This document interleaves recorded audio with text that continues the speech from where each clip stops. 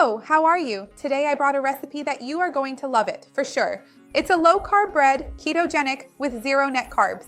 Wonderful if you want to lose weight, if you're working on healthy eating habits, if you want better health, or if you want to cut down on carbs. This recipe is for you.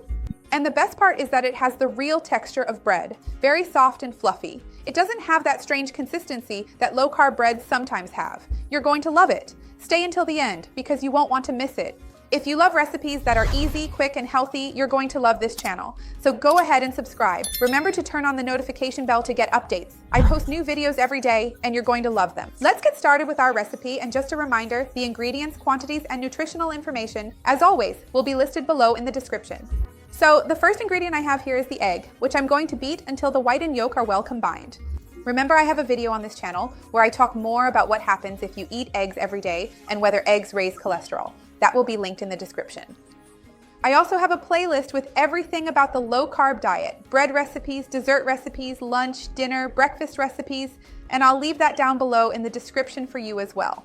To the egg, I'm going to add the water, which is hot. This is an important detail in the recipe, and we keep stirring.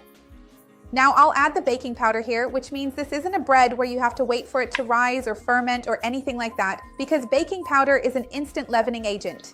We add it, and it starts working right away.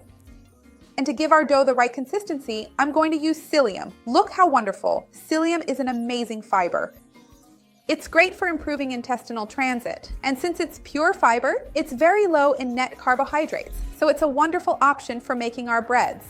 It gives a very interesting consistency. You can already see right away that it starts to change. It absorbs the liquid and the texture changes.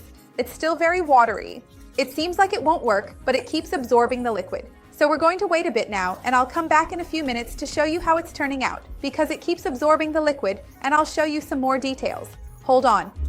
Well, look, some time has passed, about 10 minutes or so, and look at how the dough is, a real dough. It's impressive.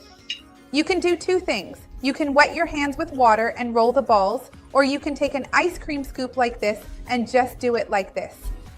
I'm even going to flatten it a bit here with my spatula just to make sure it looks nice. And I take my baking tray here, I put this parchment paper on it to make sure nothing sticks, and we place them like this and bake. They come out well shaped and uniform in size. It's a practical way to portion them out. And here it's the same thing. You press down, flatten it a bit like this to make sure it keeps this proper shape here, nice and round on top. A piece fell off here.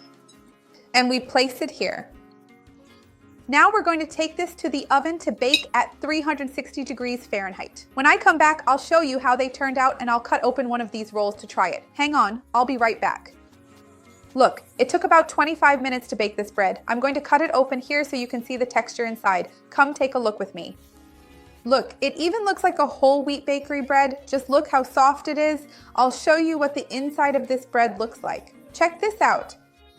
Make it and you're going to love it. See how soft and wonderful this bread turns out.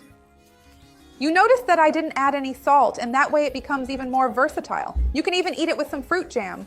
Remember that there's a playlist of fruit jam recipes here, or you can have it with some mayonnaise, a spread, or some cheese.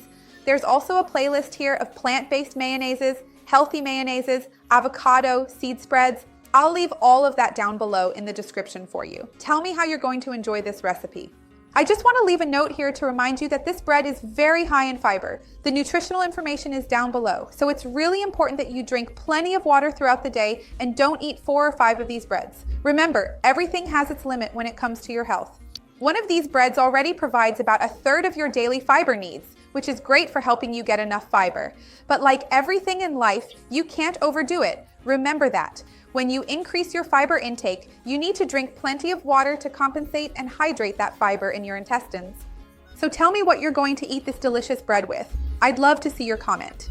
Remember to like the video, it helps me, and share it with anyone who'd enjoy it. Let's work together to spread this positive movement. My mouth is already watering to try it. Look at this, I'm going to taste it.